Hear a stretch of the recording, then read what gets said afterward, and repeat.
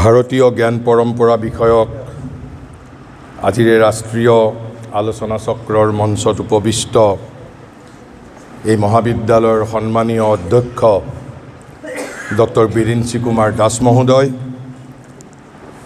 মঞ্চত উপবিষ্ট এই মহাবিদ্যালয়ৰ সন্মানীয় পৰিচালনা সমিতিৰ সভাপতি বাৰীন্দ্ৰ ভূঞা মহোদয়, মঞ্চত উপবিষ্ট গুৱাহাটী বিশ্ববিদ্যালয়ৰ সহকাৰী অধ্যাপক সন্মানীয় ডক্টৰ ধ্ৰুৱজ্যোতি শৰ্মা মহোদয়, প্ৰেক্ষাগৃহত বৰপেটাৰ স্বনামধন্য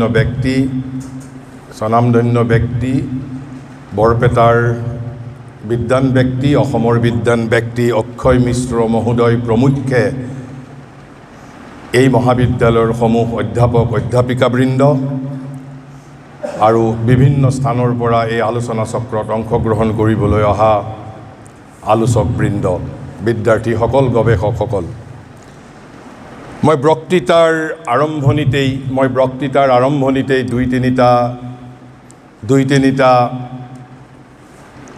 দুই তিনিটা স্পষ্টীকৰণ দি ল'ব বিচাৰিছোঁ। মই পণ্ডিত নহওঁ, মোৰ পাণ্ডিত্যও নাই। Neither am I a scholar, nor do I possess scholarship. Why then this audacity on my part? তেনেহ'লে কিয় মোৰ এই ধৃষ্টতা? I have a sense of offering anything and everything at the lotus feet of the Supreme Divine Mother, and this sense of surrender is the sole source of my strength and audacity. Lecturing once, it was a tendency in my nature. মোৰ এটা প্ৰবৃত্তি আছিল, বক্তৃতা মোৰ এটা প্ৰবৃত্তি আছিল। Now it has become almost a part of my life, and an inseparable part of life, an inseparable part of my sadhana. আৰু যেতিয়াই মই বক্তৃতাৰ বিষয়ে ক'বলৈ সুযোগ পাওঁ, আপোনালোকৰ বহুতেই হয়তো জানে, বহুতেই নাজানে, মই বৰপেটাৰ নামটো সগৌৰৱেৰে উল্লেখ কৰোঁ। বিগত প্ৰায় ৪৫ বছৰ জুৰি, ৪.৫ দশক জুৰি মই বক্তৃতা প্ৰদান কৰিছোঁ। কিন্তু এই মোৰ বক্তৃতা জীৱন আৰম্ভ হৈছিল আপোনালোকৰ এই ঐতিহাসিক বৰপেটা চহৰত, যেতিয়া মই ৫ম শ্ৰেণীৰ ছাত্ৰ আছিলোঁ, কামৰূপ একাডেমীৰ ছাত্ৰ আছিলোঁ। সম্ভৱতঃ 1978 চন, সেই বছৰত বৰপেটাত অবিভক্ত কামৰূপ জিলা স্কুল টুৰ্ণামেণ্ট হৈছিল। আমি বৰপেটা বিদ্যাপীঠত আছিলোঁ আৰু মই মোৰ স্কুল কামৰূপ একাডেমী উচ্চতৰ মাধ্যমিক বিদ্যালয়ক প্ৰতিনিধিত্ব কৰি মই বিতৰ্ক প্ৰতিযোগিতাত অংশগ্ৰহণ কৰিছিলোঁ আৰু মোৰ জীৱনৰ প্ৰথমখন বিতৰ্ক প্ৰতিযোগিতাত মই প্ৰথম প্ৰতিযোগীও আছিলোঁ। গতিকে সেইবাবে যেতিয়াই মোৰ বক্তৃতাৰ বিষয়ে কওঁ, বক্তৃতা জীৱনৰ বিষয়ে ক'ৰবাত ক'বলৈ সুযোগ পাইছোঁ, তেতিয়াই মই বৰপেটাৰ নামটো সগৌৰৱেৰে উল্লেখ কৰোঁ। আমাৰ বিষয়বস্তুলৈ আহিছোঁ। ইয়াত মই যিখিনি কথা ক'ম, মোৰ নিজৰ কোনো দৃষ্টি নাই, মই আগেই কৈছোঁ। মই যি দৃষ্টি পাইছোঁ, ভাৰতৰ সনাতন অন্তৰাত্মাৰ নৱজাগ্ৰত বীৰ বিগ্ৰহ বিবেকানন্দ, মাটিৰ পৃথিৱীত দিব্য জীৱনৰ স্বপ্নদ্ৰষ্টা মহাযোগী, মহাবিপ্লৱী, মহাঋষি, মহাকবি শ্ৰী অৰবিন্দ, ভগৱান শ্ৰী ৰামকৃষ্ণ পৰমহংস, তেওঁলোকৰ পৰাই মই যি দৃষ্টি পাইছোঁ, সেই দৃষ্টিৰেই মই 2-4 আষাৰ কথা আপোনালোকৰ ওচৰত কেৱল মই উপস্থাপন কৰিম মোৰ নিজস্ব উপস্থাপন শৈলীৰে। দৰাচলতে উপস্থাপন শৈলীও মোৰ স্বকীয় নহয়, ভগৱত প্ৰদত্ত। আজিৰ পৰা 550 বছৰ আগৰ পৰাই সমগ্ৰ ভাৰতবৰ্ষৰ ভিতৰত অসমে এটা উল্লেখযোগ্য কাম কৰিছিল। এক প্ৰকাৰ ক'বলৈ গ'লে সমগ্ৰ ভাৰতবৰ্ষৰ ক্ষেত্ৰত মই একেবাৰে নাই বুলি নকওঁ, মই বিৰল শব্দটোও নকওঁ, অতি বিৰল কাম অসমে সম্পাদন কৰিছিল আজিৰ পৰা 600 বছৰমান আগৰ পৰা।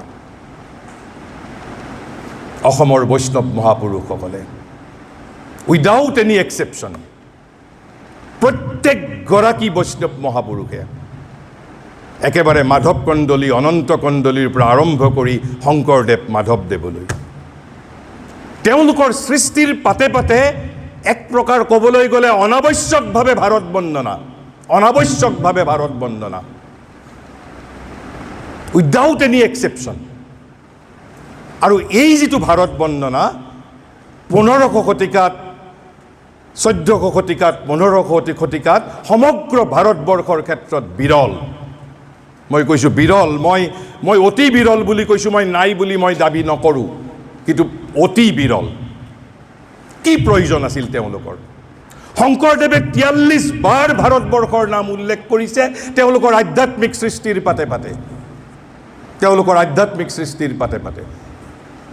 কি প্ৰয়োজন আছিল তেওঁলোকৰ চৈতন্যদেৱেতো কৰা নাই গুৰু গোবিন্দ সিঙে হয়তো কৰা নাছিল হয়তো বুলি মই কৈছোঁ যদি কৰিছে মই নিশ্চিত নহয় মাধৱ কন্দলীয়ে কৰিছে অনন্ত কন্দলীয়ে কৰিছে শংকৰদেৱে লিখিছিল যে দেৱৰো বাঞ্ছনী নৰদেহা ইটো পাই আছে ভাৰতত দেৱৰ বাঞ্ছনী তাৰমানে ভাৰতত নৰদেহা দেৱতাসকলে বাঞ্ছা কৰে আৰু সেই নৰদেহা হেনো আমি লাভ কৰিছোঁ তাৰপিছত আকৌ লিখিছে ভাৰতত বাঞ্ছু জন্ম আমি দেৱ যত প্ৰত্যেকগৰাকী দেৱতাই হেনো ভাৰতবৰ্ষত জন্ম লাভ কৰিব বিচাৰে মই কোৱা নাই শংকৰদেৱে কৈ গৈছে 43 বাৰ কৈ গৈছে এবাৰ দুবাৰ নহয় তাৰ আগত কেৱল মাত্ৰ ভাৰত বন্দনা কৰিছে আমাৰ পুৰাণসমূহে বিশেষকৈ বিষ্ণু পুৰাণ আৰু ভাগৱত পুৰাণ আৰু তাৰ পিছত সেই পৰম্পৰাক পুনৰুজ্জীৱিত কৰিছিল একমাত্ৰ অসমৰ বৈষ্ণৱ মহাপুৰুষসকলে and I have the full record মোৰ হাতত এখন কিতাপৰ ফটোষ্টেট আছে কেৱল মাত্ৰ শংকৰদেৱ মাধৱদেৱেই নহয় শংকৰদেৱে আটাইতকৈ বেছি 43 বাৰ মাধৱ কন্দলীটো লিখিছে ব্ৰহ্মা আদি দেৱে বাঞ্চিয়া নপায়ে ভাৰতে তনুৰ কায়া Brahma is supposed to be the স্বয়ং সৃষ্টিকৰ্তা সেই ব্ৰহ্মাই হেনো ভাৰতবৰ্ষত জন্ম লাভ কৰিবৰ বাবে তেওঁ বাঞ্ছা কৰিছে বাট হি হেজ ফেইল তেওঁ পাৰা নাই জন্ম লাভ কৰিব শ্ৰীকৃষ্ণই পাৰিছে বিষ্ণুৱে পাৰিছে শিৱয়ো পাৰা নাই ব্ৰহ্মায়ো পাৰা নাই এতিয়ালৈকে কিন্তু তেওঁলোকে হেনো ভাৰতবৰ্ষত জন্ম লাভ কৰিব বিচাৰে মাধৱ কন্দলী অনন্ত কন্দলী মই ইয়াত যদি আপোনালোকক কোনে লিখি থৈ গৈছে শংকৰদেৱ মাধৱদেৱ Kavishekhar Ratnakar Kandali Ananta Kandali Bhattadev Gopal Charan Mishra Haridas Ram Saraswati Ramcharan Thakur Bhushan Dwij Aniruddhadev Vishnu Bharati Gopinath Dwij Lakshminath Dwij Ramgopal Kalap Chandra Dwij Keshav Chandra Kayastha Narottam Thakur Vishnudev Ramananda Dwij without any exception can it be without any significance কোনো তাৎপৰ্য নোহোৱাকৈ অসমৰ এই প্ৰতিগৰাকী বৈষ্ণৱ মহাপুৰুষে কোনো তাৎপৰ্য নোহোৱাকৈ উইদাউট এনি ছিগনিফিকেঞ্চ তেওঁলোকৰ সৃষ্টিৰ পাতে পাতে ভাৰত বন্দনা যিটো ভাৰতৰ উত্তৰত কোনেও কৰা নাই দক্ষিণত কৰা নাই পশ্চিম অঞ্চলত কৰা নাই মই সেই সময়ৰ কথা কৈছোঁ পুৰাণসমূহে কৰিছিল বিষ্ণু পুৰাণ ভাগৱত পুৰাণত ভাৰত বন্দনা আছে can it be without any significance কিন্তু কবিতাৰ এটা কাব্যৰ সীমাবদ্ধতা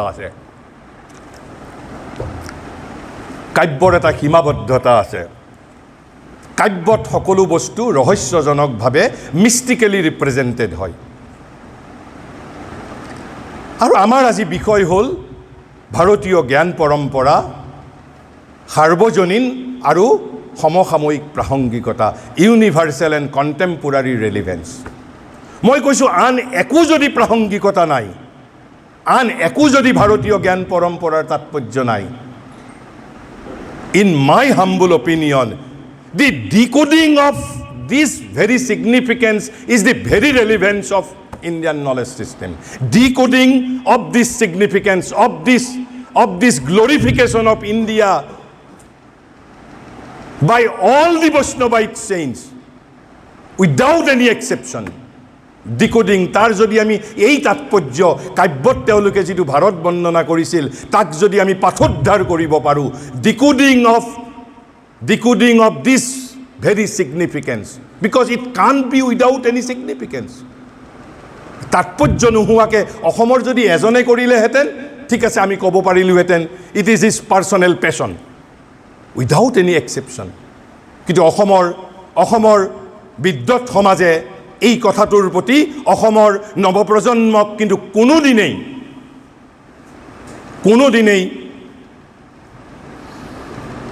মুগ্ধ কৰিবৰ বাবে অথবা তেওঁলোকক কথাষাৰ জনাবৰ বাবে কোনেও চেষ্টা কৰা নাছিল সেয়াও এটা ৰহস্যৰ কথা কোনেও যত্ন কৰা নাই এয়া কোনো মোৰ কল্পনাৰ কথা নহয় এয়া মোৰ কোনো ফিকশ্যন মোৰ কোনো নভেলৰ মোৰ কোনো উপন্যাসৰ মোৰ মতামত নহয় this is a hard fact গতিকে মোৰ প্ৰথমটো যদি আমি আন একো কথাও ক'ব নোৱাৰোঁ the decoding of this glorification decoding of this significance is the যদি আর আন কোনো প্রাসঙ্গিক নাই decoding কারণ what is mystically represented in poetry we the intellectual আমি যিসকলে গদ্য লেখো it is our duty to codify our duty to decode আমি তাৰ পাঠোদ্ধাৰ কৰিব লাগিব আমি তাক ব্যাখ্যা কৰিব পাৰিব লাগিব গতিকে এই ব্যাখ্যা কৰাটোৱেই আমাৰ সমসাময়িক প্ৰাসংগিকতা অন্তত অসমৰ পটভূমিত তেনেহ'লে আমি তাৰ পিছত আহিছোঁ এই যিটো ফ্ৰেজ বাক্যাংশ আমি শুনিবলৈ পাওঁ ভাৰতীয় জ্ঞান পৰম্পৰা is it a very old phrase no আমি কেৱল মাত্ৰ বিগত এক দশকৰ পৰা এই বাক্যাংশটো শুনিছোঁ we have been hearing this phrases since 2014 ভাৰতবৰ্ষৰ ৰাজনৈতিক পথ পৰিৱৰ্তন হোৱাৰ পিছৰ পৰা এই বাক্যাংশ আমি শুনিছোঁ it's a very new phrase Indian knowledge system IQS ইয়াৰ আয়ুস কেৱল মাত্ৰ 10 বছৰ শ্ৰী অৰবিন্দই Indian knowledge he has used many times in his writings not per se Indian knowledge system কিন্তু তেওঁ ভাৰতীয় জ্ঞান Indian knowledge in the profounder Indian sense of the word জ্ঞান এনেকৈ বিভিন্ন স্থানত তেওঁ ভাৰতীয় জ্ঞান এই শব্দটো তেওঁ বহু জাগাত ব্যৱহাৰ কৰিছে কিন্তু যে ভাৰতীয় জ্ঞান পৰম্পৰা Indian knowledge system কেৱল মাত্ৰ 2014 চনৰ পৰা আমি শুনিবলৈ পাইছোঁ আৰু 2020 চনৰ পৰা ই বেছি সৰব হৈছে যেতিয়া আমাৰ কেন্দ্ৰীয় চৰকাৰে নতুন শিক্ষানীতি গ্ৰহণ কৰিছে নিউ এডুকেশ্যন পলিচি 2020 তেনেহ'লে তাৰ আগত কি শব্দ আছিল তাৰ আগত এখাৰি বেলেগ এটা শব্দ আছিল সেইখাৰি শব্দ কি আছিল ইণ্ডোলজি তেনেহ'লে আমি what is Indian knowledge system আমি জানাৰ উপৰি এই ইণ্ডিয়ান নলেজ ছিষ্টেম আৰু ইণ্ডোলজি ভাৰত তত্ত্ব এই দুটা বেলেগ বস্তু নে একেই বস্তু কেৱল মাত্ৰ ৰিনেমিং কৰা হৈছে Indology has been renamed as IQS or IQS is something different আমি বুজিবৰ বাবে আমি অলপ যত্ন কৰিম প্ৰথমতে তাৰ পিছত মই মোৰ এটা পদ্ধতিগতভাৱে যিটো সমসাময়িক আৰু সাৰ্বজনীন প্ৰাসংগিকতা universal and contemporary relevance I will be discussing from two points of view. From our point of view, relevance from the point of view of India, as well as relevance from the point of view of the world. সমগ্ৰ পৃথিৱীৰ প্ৰেক্ষাপটত সমগ্ৰ পৃথিৱীৰ পটভূমিত ভাৰতীয় জ্ঞান পৰম্পৰাৰ দৃষ্টিভংগী কি তাৰ কি প্ৰাসংগিকতা আৰু ভাৰতীয় হিচাপে ভাৰতীয় জ্ঞান পৰম্পৰাৰ প্ৰাসংগিকতা কি মই এই দুটা ভিন্ন পটভূমিত ভিন্ন দৃষ্টিভংগীৰে মই এই প্ৰাসংগিকতাক মই অলপ আলোচনা কৰিম কিন্তু তাৰ আগতে let us define the term Indian knowledge system as I have already said this is an evolving subject this is an evolving phrase এটা ক্ৰমবিৱৰ্তনশীল এটা প্ৰগতিশীল ধাৰণা বৰ্তমানৰ পৰিপ্ৰেক্ষিতত As it is an evolving subject, evolving phrase, it could be variously defined by various authors. ভিন্নজনে ভিন ধৰণে ইয়াৰ ব্যাখ্যা আগবঢ়াব পাৰে আৰু প্ৰত্যেকৰে ক্ষেত্ৰত প্ৰত্যেকেই কোনটো সংজ্ঞাৰ দ্বাৰা নিজক সম্বুদ্ধ কৰিব, নিজক আলোকিত কৰিব, উদ্ভাসিত কৰিব, ইট ইজ হিজ ডিছক্ৰিশ্যন, সেয়া তেওঁৰ নিজৰ কথা। কিন্তু মোক এষাৰি বাক্যৰ মাত্ৰ এ single liner definition on IKS, এষাৰি বাক্যই মোক মুগ্ধ কৰিছে। এখন ভাৰতীয় জ্ঞান পৰম্পৰা শীৰ্ষক এখন সদ্য প্ৰকাশিত কিতাপ, সদ্য প্ৰকাশিত মানে 2-3 বছৰমান হ'ল, IKS concept and application, written by 3 authors, B Mahadevan, Vinayak Rajat Bhat and Nagendra Pavana RN। তেওঁলোক তিনিজনে এষাৰি বাক্যৰে ভাৰতীয় জ্ঞান পৰম্পৰাক ব্যাখ্যা কৰিছে, with a single sentence, and that sentence has moved me. I am touched, I am moved. মোক মুগ্ধ কৰিছে, মোক আকৰ্ষিত কৰিছে। আৰু সেই বাক্যশাৰী কি? কিন্তু মই আকৌ কৈ লৈছোঁ, though it could be variously defined by various authors, as it is an evolving phrase, evolving topic. তেওঁলোকে কৈছে যে IKS is a generic phrase, এটা শ্ৰেণীগত নাম। IKS is a generic phrase, এটা শ্ৰেণীগত নাম, that covers practically everything about Indian, everything about India. এই মাত্ৰ এষাৰি বাক্যৰ সংজ্ঞা। IKS is a generic phrase that practically covers everything about India. ভাৰতবৰ্ষ বিষয়ক সকলো কথা, ভাৰতৰ সাহিত্য, ভাৰতৰ বুৰঞ্জী, ভাৰতৰ দৰ্শন, ভাৰতৰ আধ্যাত্মিকতা, ভাৰতৰ বিজ্ঞান, ভাৰতৰ ৰাজনীতি, ভাৰতৰ সমাজনীতি, ভাৰতৰ অৰ্থনীতি, আনকি ভাৰতৰ অতীত, ভাৰতৰ বৰ্তমান, even it will include future of India also, ভাৰতৰ ভৱিষ্যত, এনিথিং ৰিলেটিং টু ইণ্ডিয়া। আৰু এই সংজ্ঞাটোৱে মোক অন্তত মুগ্ধ কৰিছে। আপোনালোকক মুগ্ধ কৰিবনে নকৰিব, it is up to your wisdom, because it is a very comprehensive phrase. আৰু মই ভাবোঁ যদিও ইয়াক ভিন্নজনে ভিন ধৰণে ব্যাখ্যা কৰিব পাৰে, কিন্তু মোৰ দৃষ্টিতে এষাৰি বাক্যৰ এই সংজ্ঞাটোৱে সম্ভৱতঃ ভাৰতীয় জ্ঞান পৰম্পৰাৰ যিমান পৰিসৰ আছে তাৰ সকলো বিস্তৃতিক স্পৰ্শ কৰিছে বুলি মই ব্যক্তিগতভাৱে বিশ্বাস কৰোঁ। কিন্তু তাৰ পিছত এটা প্ৰশ্ন উত্থাপিত হ'ব পাৰে। We are discussing about knowledge, Indian knowledge system. আকৌ এওঁলোক তিনিজন লেখকে কৈছে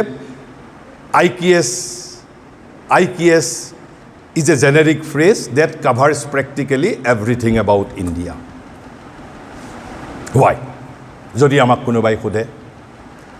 কোনোবাই সোধে কিয় ভাৰতৰ লগত জড়িত, বিজড়িত, সম্পৃক্ত যিকোনো কথাকে আমি ভাৰতীয় জ্ঞান পৰম্পৰা বুলি স্বীকৃতি দিম, যদি আমাক এইটো কোনোবাই সোধে, what would be our answer? তেতিয়া আমাৰ উত্তৰ কি হ'ব? তেতিয়া আমি উত্তৰ দিব লাগিব, এয়া তেওঁলোকে লেখা নাই, মোৰ নিজস্ব অভিমত, because everything associated with India is also associated with a knowledge. মই প্ৰত্যাহ্বানৰ সৈতে কৈছোঁ, everything associated with India is also associated with a knowledge. আপুনি ভাৰতৰ অতীত, ভাৰতৰ বৰ্তমান, ভাৰতৰ ভৱিষ্যত, তাৰ লগত জ্ঞান তত্ত্ব বিজড়িত হৈ আছে। ভাৰতৰ সাহিত্য, তাৰ লগত জ্ঞান তত্ত্ব বিজড়িত হৈ আছে। ভাৰতীয় কলা, তাৰ লগত জ্ঞান তত্ত্ব বিজড়িত হৈ আছে। ভাৰতীয় সমাজ, ভাৰতৰ অৰ্থনীতি, ভাৰতৰ ৰাষ্ট্ৰনীতি, ভাৰতৰ বিজ্ঞান, ভাৰতৰ দৰ্শন, ভাৰতৰ অধ্যাত্ম। আনকি মই আপোনালোকক দুটা সাধাৰণ উদাহৰণ দিব বিচাৰিছোঁ। আপোনালোকে গ্ৰহণ কৰিবও পাৰে, নকৰিবও পাৰে, মই আগতেই কৈ লৈছোঁ। আপোনালোকে গ্ৰহণ কৰিবও পাৰে, নকৰিবও পাৰে, it is up to you. কিন্তু মই মোৰ ব্যক্তিগত স্বাধীনতা প্ৰয়োগ কৰি মই আপোনালোকক কেৱল এটা মোৰ দৃষ্টিভংগী মই আপোনালোকৰ সন্মুখত উপস্থাপন কৰিব বিচাৰিছোঁ। ভাৰতবৰ্ষত আমাৰ বিবাহিত মহিলাসকলে মূৰত সেন্দুৰ লয়। সাধাৰণ ভাৰতীয়ৰ দৃষ্টিত এইটো এটা কেৱল মাত্ৰ পৰম্পৰা, ইটছ এ ডেট পৰম্পৰা। হয়তো আজি এই পৰম্পৰা এতিয়া ইতিমধ্যেই বিধ্বস্ত হ'বলৈ আৰম্ভ হৈছে। আৰু তাৰ বাহিৰে আৰু এটা আধুনিক নাৰীবাদে ভাৰতবৰ্ষৰ এই সেন্দুৰ লোৱা প্ৰথাটোৰ বিৰুদ্ধে আধুনিক নাৰীবাদে এটা বলিষ্ঠ দৃষ্টিভংগী প্ৰকাশ কৰে যে এয়া হেনো পুৰুষৰ বিৰুদ্ধে দাসত্বৰ প্ৰতীক স্তম্ভ, দাসত্বৰ প্ৰতীক, যে পুৰুষৰ স্বামীৰ বিৰুদ্ধে এটা স্বামীৰ প্ৰতি দাসত্বৰ পৰিচায়ক, দাসত্বৰ পৰিচায়ক। কিন্তু মই ইয়াত আপোনালোকক যিটো ব্যাখ্যা আগবঢ়াবলৈ গৈছোঁ, মই আগেও কৈছোঁ, you may accept it, you may throw' it away, it's up to your wisdom, I am not imposing at all. শ্ৰীকৃষ্ণৰ গোপী কেৱল মাত্ৰ 16,000 নাছিল। শ্ৰীকৃষ্ণৰ মুগ্ধ প্ৰেমিকা কেৱল ৰাধা নাছিল। শ্ৰীকৃষ্ণৰ মুগ্ধ প্ৰেমিকা কেৱল ৰুক্মিণী নাছিল। দৰাচলতে পৃথিৱীৰ প্ৰতিগৰাকী নাৰীয়ে তেওঁলোকৰ মানৱ পতিৰ জৰিয়তে কৃষ্ণক পতি হিচাপে পাবলৈ বিচাৰিছে। প্ৰতিগৰাকী নাৰীৰ গোপন লক্ষ্য অৱচেতন বা চেতনভাৱে তেওঁলোকে মানৱ পতিৰ জৰিয়তে, এই যে পতি শব্দটো ব্যৱহাৰ কৰিছে, মানৱ পতিৰ জৰিয়তে তেওঁলোকে জগতৰ পতিৰ সন্ধান কৰিছে, লৰ্ড অফ দি ইউনিভাৰ্ছ, জগতৰ স্বামীৰ সন্ধান কৰিছে। এদিন নহয় এদিন তেওঁলোকে জগতৰ স্বামীক পাব, যিদৰে ৰাধাই পাইছিল, যিদৰে ৰুক্মিণীয়ে পাইছিল, যিদৰে মীৰাবাইয়ে পাইছিল, যিদৰে গোপীসকলে পাইছিল। তেওঁলোকৰ মানৱ স্বামী কোন থাকিব, ডেট ইজ ইমেটেৰিয়েল। প্ৰত্যেকগৰাকী ভাৰতীয় নাৰীয়ে তেওঁলোকৰ মানৱ স্বামীৰ জৰিয়তে জানি বা নাজানি জগতৰ পতিৰ সন্ধান কৰিছে, জগতৰ পতিৰ সন্ধান কৰিছে। ঠিক একেধৰণে ভাৰতবৰ্ষই কয় প্ৰতিজন ব্যক্তিয়ে, একেবাৰে নাস্তিকজনেও আনকি, আমাৰ ৰাজনীতি, অৰ্থনীতি, সমাজনীতি, দৰ্শন, ইণ্টেলেকচুৱেলিটি, আমাৰ কাব্য চৰ্চা, সাহিত্য চৰ্চাৰ জৰিয়তে দৰাচলতে we are heading towards that lord of the universe. আমি জগতৰ পতিৰ সন্ধান কৰিছোঁ। আজি নহয় কাইলৈ প্ৰত্যেকেই, কেৱল নাৰীয়েই নহয় পুৰুষেও জগতৰ পতিৰ সন্ধান কৰিছে। আৰু সেইবাবে ভাৰতবৰ্ষত যেতিয়া সেন্দুৰ আচলতে পিন্ধাৰ সময়ত নাৰীয়ে 5টা মন্ত্ৰ পাঠ কৰিব লাগে, নিজৰ পতিৰ নামত নহয়, এই জগতৰ পতিৰ নামত। যেতিয়া শিৰত সেন্দুৰ পিন্ধে তেতিয়া মন্ত্ৰ উচ্চাৰণ কৰিব লাগে ওম কৃষ্ণায় নমঃ। যেতিয়া কপালত সেন্দুৰ পিন্ধে তেতিয়া উচ্চাৰণ কৰিব লাগে ওম কেশৱায় নমঃ। যেতিয়া কণ্ঠনলীত সেন্দুৰ লয় তেতিয়া মন্ত্ৰ উচ্চাৰণ কৰিব লাগে ওম গোবিন্দায় নমঃ। আৰু যেতিয়া কাপোৰত সেন্দুৰ লগায় তেতিয়া উচ্চাৰণ কৰিব লাগে ওম মধুসূদনায় নমঃ। নহয়, যেতিয়া হাতত তেতিয়া ওম মধুসূদনায় নমঃ। আৰু যেতিয়া কাপোৰত সেন্দুৰ লগায় তেতিয়াও মন্ত্ৰ উচ্চাৰণ কৰিব লাগে ওম বাসুদেৱায় নমঃ। আদি মধ্য অন্ত কেৱল কৃষ্ণ, কেৱল কৃষ্ণ, কেৱল কৃষ্ণ। ভাৰতৰ কাশ্মীৰৰ পৰা কন্যাকুমাৰীলৈকে এই যে আমাক বামপন্থীসকলে, আমাৰ যিসকল সমালোচক, তেওঁলোকে আমাক কেতিয়াবা হাঁহে যে ভাৰতত হেনো 12টা মাহত 13টা উৎসৱ, 12টা মাহত 13টা উৎসৱ, আমাক হাঁহে। মই আপোনালোকক সাহসৰ সৈতে কৈছোঁ, একেবাৰে মেঘালয়ৰ পৰা আৰম্ভ কৰি ত্ৰিবান্দ্ৰমলৈকে, কাশ্মীৰৰ পৰা কেৰালালৈকে, গুৱাহাটীৰ পৰা গুজৰাটলৈকে, এই আমাৰ বামপন্থী বন্ধুসকলৰ দৃষ্টিত যিবোৰ উৎসৱ অযুক্তিকৰ যেন তেওঁলোকৰ মনত ভাৱ হয়, প্ৰত্যেকটো, এই যে যিসকল ইয়াত আজি যুৱ প্ৰজন্মৰ গৱেষক ইয়াত আহিছে, যদি তেওঁলোকে যদি গৱেষণা কৰিব বিচাৰে, মই সাহসৰ সৈতে কৈছোঁ ভাৰতৰ যিকোনো অঞ্চলৰ যিকোনো এটা উৎসৱ আপোনালোকে গ্ৰহণ কৰক, একেবাৰে চূড়ান্ত উৎসৱ যিটো অযুক্তিকৰ যেন লাগে, তাৰ অন্তৰালত 4টা তত্ত্ব পাব কেৱল মাত্ৰ। ক'ৰবাত 4টাৰ ওপৰতে প্ৰাধান্য দিয়া হৈছে, ক'ৰবাত 1টাৰ ওপৰত, ক'ৰবাত 2টাৰ ওপৰত, ক'ৰবাত 3টাৰ ওপৰত। কি পাব? এটা পাব সামৰ্থ্যম, পাৱাৰ। এয়া প্ৰতীক, সামৰ্থ্যৰ প্ৰতীক। আমাৰ উৎসৱসমূহ আমাৰ সামৰ্থ্যৰ প্ৰতীক, পাৱাৰ। দ্বিতীয়, it is the symbol of freedom, স্বাতন্ত্ৰ্যম। স্বাতন্ত্ৰ্যম, চিম্বল অফ ফ্ৰীডম। 3 নম্বৰতে পাব ঐক্যম, ইউনিটি। আৰু চতুৰ্থতে পাব জ্ঞানম। এই 4টা তত্ত্ব আপোনালোকে এটা নহয় এটা পাবই, জ্ঞানম, ঐক্যম, স্বাতন্ত্ৰ্যম, নহ'লে সামৰ্থ্যম। এইবোৰ মই বনাই কোৱা কথা নহয়, কাৰণ শ্ৰী অৰবিন্দই কৈছে এই 4টাই হ'ল আদৰ্শ সমাজৰ ভিত্তি। এখন আদৰ্শ সমাজ, মই অৰ্ডিনাৰী ৰাজনৈতিক মনুষ্য সমাজৰ কথা কোৱা নাই, আদৰ্শ সমাজৰ ভিত্তি কি হ'ব পাৰে? মহাঋষি শ্ৰী অৰবিন্দই কৈছে আদৰ্শ সমাজৰ ভিত্তি হ'ল এই 4টা তত্ত্ব। কি 4টা তত্ত্ব? জ্ঞানম, ঐক্যম, স্বাতন্ত্ৰ্যম আৰু সামৰ্থ্যম। Power, freedom, knowledge and unity. সেইবাবে শ্ৰী অৰবিন্দই কৈছে সমাজ মানে কি? আপোনালোকে বহুতেই এটা শব্দ শুনি থাকে, জগন্নাথৰ ৰথ। শ্ৰী অৰবিন্দই কৈছে সমাজ মানে জগন্নাথৰ ৰথ। সমাজ মানে জগন্নাথৰ ৰথ। জগন্নাথ মানে কোনজন জগন্নাথ? বৈকুণ্ঠত থকা জগন্নাথজন নহয়। ভাৰতৰ আধ্যাত্মিক জ্ঞানে কয় ভগৱান বিৰাজমান, ভগৱানৰ ঘৰ 3টা ঘৰ আছে, কেৱল মাত্ৰ বৈকুণ্ঠত নহয়। কেৱল মাত্ৰ অব্যক্ত যিটো স্বৰূপ, আনমেনিফেষ্টেড ষ্টেট, সেয়াই নহয়। ভগৱানৰ ঘৰ 3টা জাগাত ঘৰ আছে। এটা হ'ল ট্ৰেন্সেণ্ডেণ্টেল, অতীন্দ্ৰিয়। ছেকেণ্ড ওৱান ইজ ইউনিভাৰ্চেল, বিৰাট ৰূপ যিটো কৃষ্ণক শ্ৰীকৃষ্ণই মহাভাৰতত কুৰুক্ষেত্ৰত দেখুৱাইছিল, বিৰাট ৰূপ। দিছ জগত ইজ নাথিং বাট, গীতাই কৈছে বাসুদেৱম সৰ্বম ইতি। এই সমগ্ৰ জগত মানে কোন? শ্ৰীকৃষ্ণই কৈছে মই, বাসুদেৱম সৰ্বম ইতি। ময়েই জগত, বাসুদেৱম সৰ্বম ইতি। মোৰ কোৱা কথা নহয়, গীতাই কৈ গৈছে। বিৰাট ৰূপ, ইউনিভাৰ্চেল নাৰায়ণ, বিশ্বব্যাপী নাৰায়ণ। আকৌ ভাৰতবৰ্ষই বিশ্বাস কৰে সেই একেই ভগৱানক we are carrying 24 hours within our heart.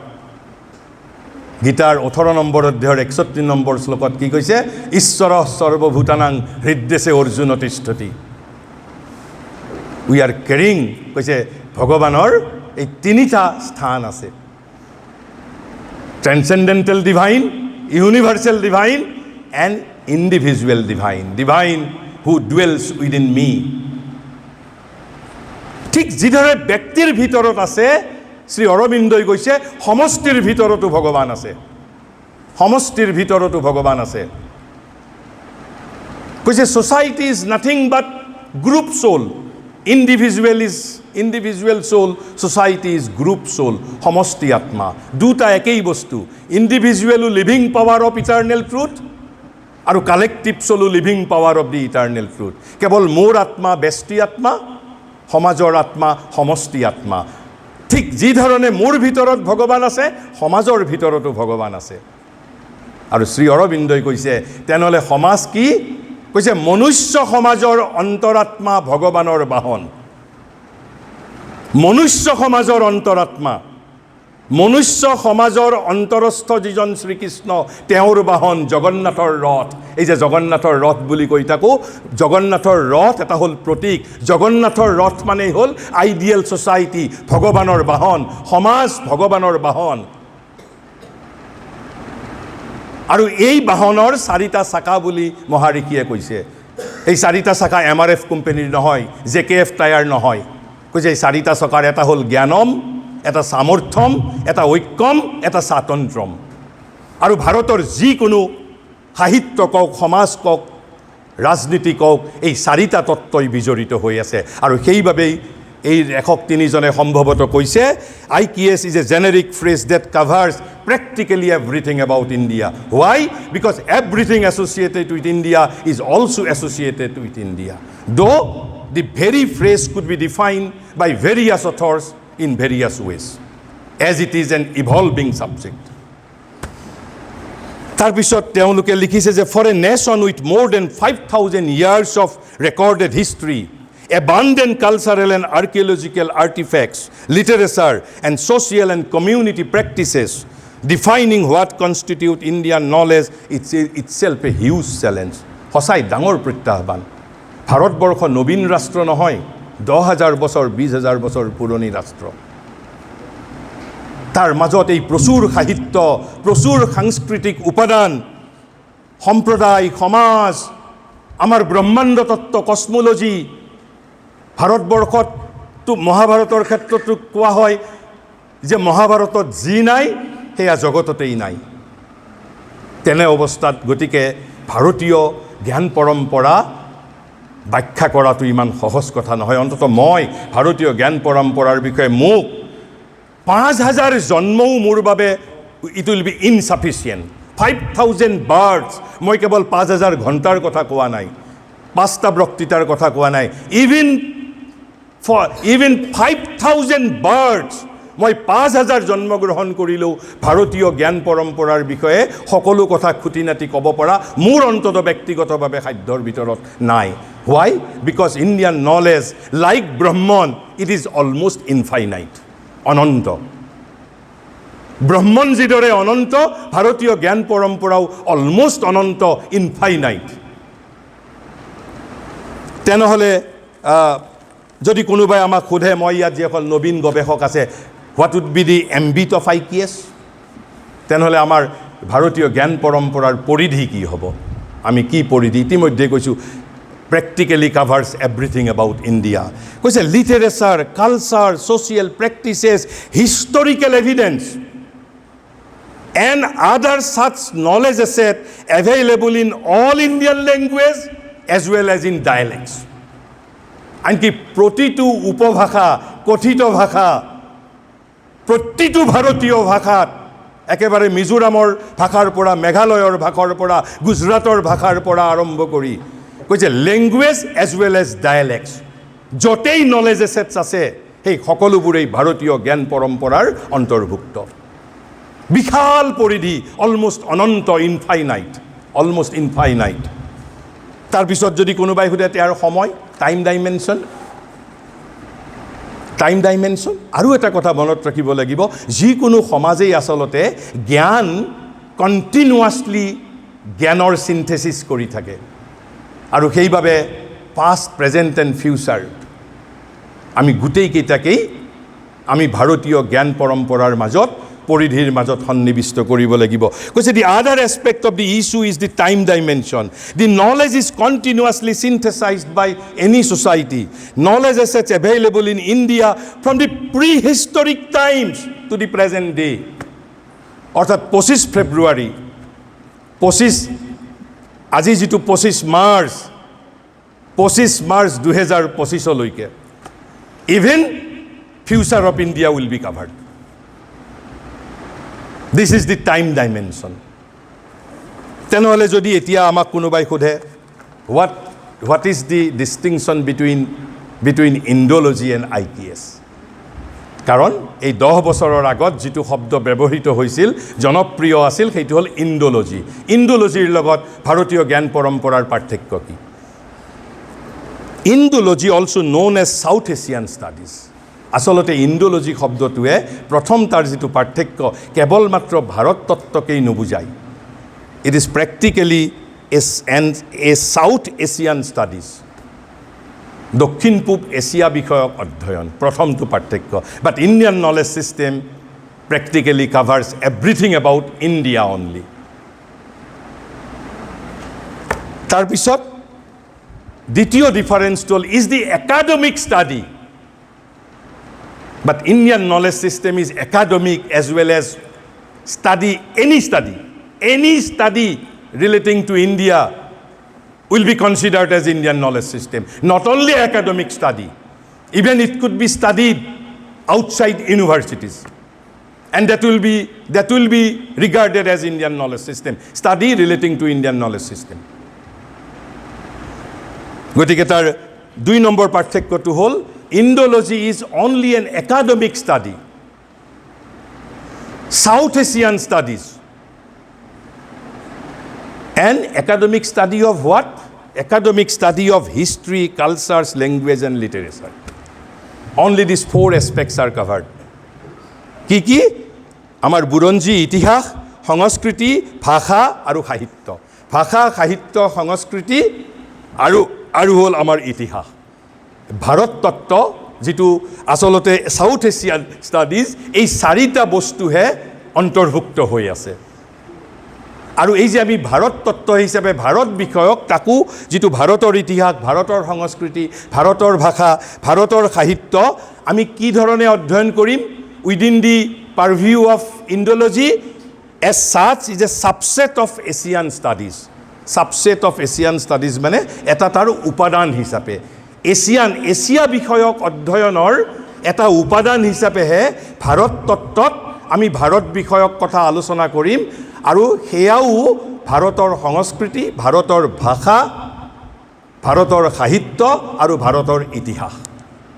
কিন্তু ভাৰতৰ সমাজ, ৰাজনীতি, বিজ্ঞান, অধ্যাত্ম, দৰ্শন, those things may not be discussed.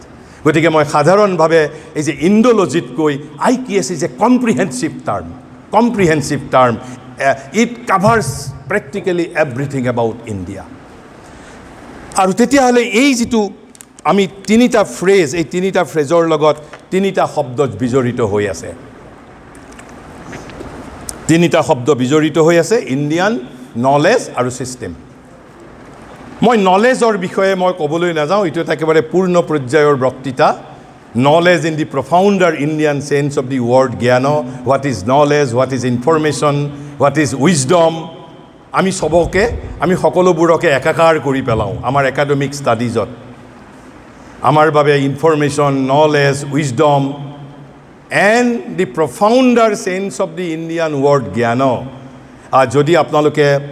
যদি আপোনালোকে সেই বিষয়ে অধিক জানিবলৈ ইচ্ছা কৰে, মই যোৱা 11 মাৰ্চত গুৱাহাটী বিশ্ববিদ্যালয়ত এটা বক্তৃতা দিছিলোঁ। মোৰ ফেচবুকত সেই প্ৰায় 1 ঘণ্টা 15 মিনিটৰ বক্তৃতা, ভাৰতীয় জ্ঞান বিষয়ক বক্তৃতা মোৰ ফেচবুকত আছে, আপোনালোকে সেইটো শুনিব পাৰিব।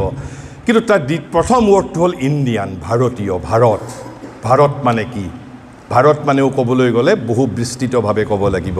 মই ইয়াত কেৱল মাত্ৰ আপোনালোকক, আৰু ছিষ্টেম মানে আমি সকলোৱে জানো এটা পদ্ধতি, পৰম্পৰা। ভাৰতীয় জ্ঞান ব্যৱস্থা বুলি ক'ব পাৰে, ভাৰতীয় জ্ঞান পদ্ধতি বুলি ক'ব পাৰে, ভাৰতীয় জ্ঞান পৰম্পৰা বুলি ক'ব পাৰে, আৰু ইংৰাজীত AKS বুলি ফ্ৰেজটো জনপ্ৰিয় হৈছে।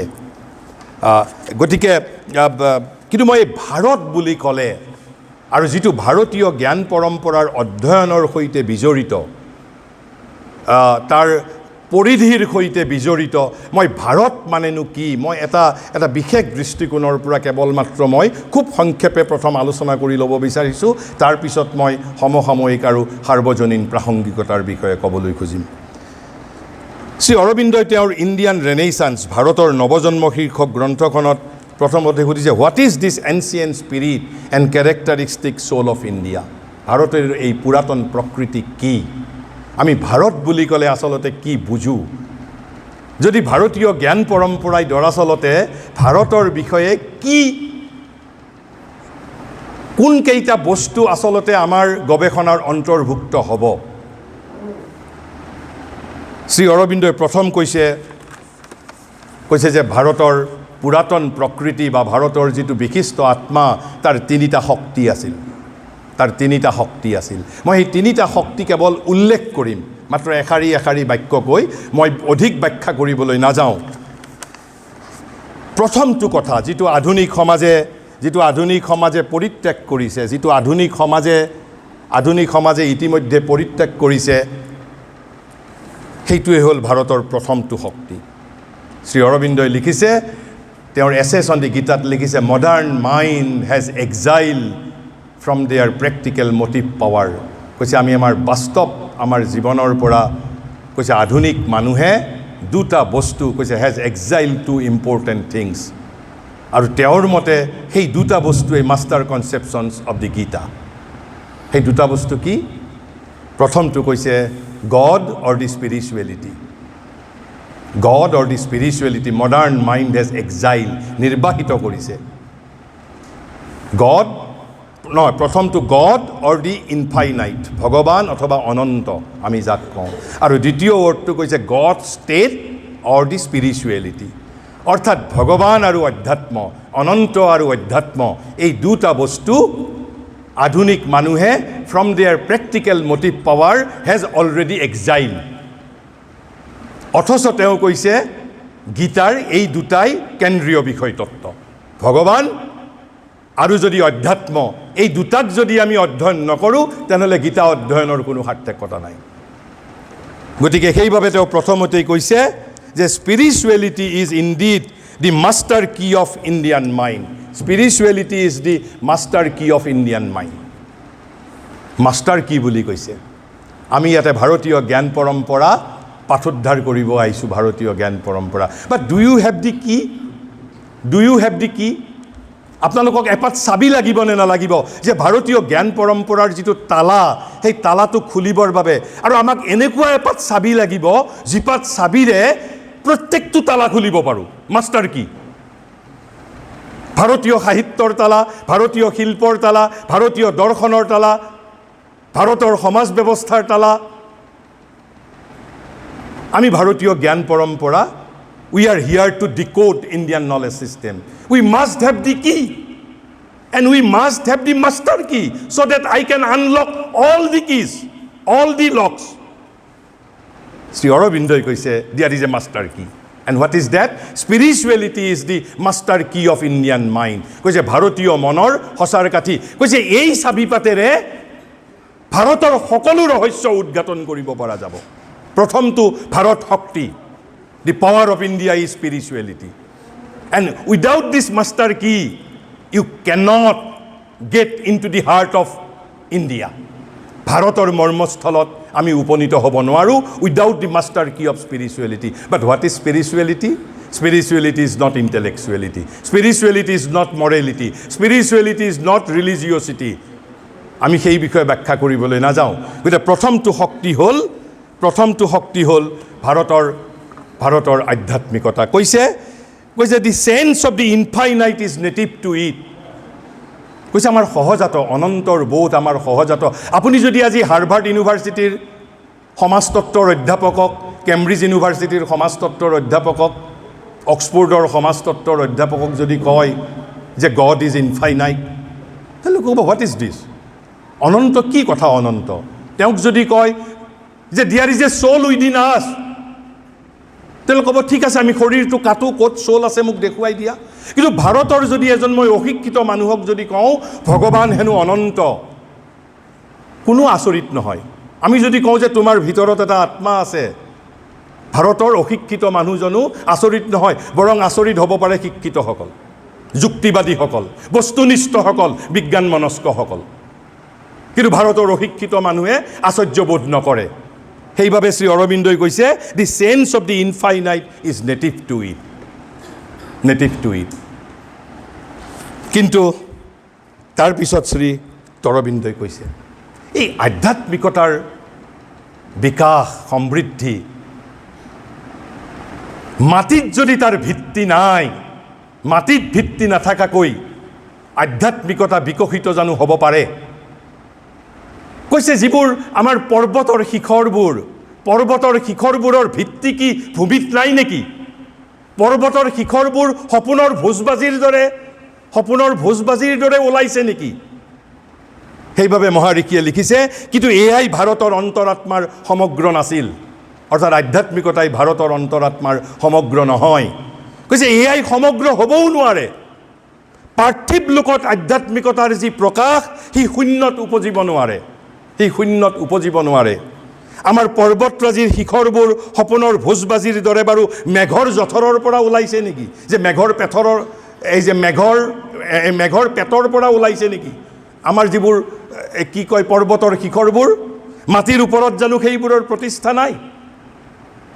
কৈছে আমি যেতিয়া ভাৰতৰ অতীতৰ ফালে দৃষ্টিপাত কৰোঁ, আধ্যাত্মিকতাৰ অব্যৱহিত পাছতে যিটো বস্তু আমাৰ চকুত পৰে হে এক বিৰাট প্ৰাণশক্তি। প্ৰাণশক্তি মানে কি?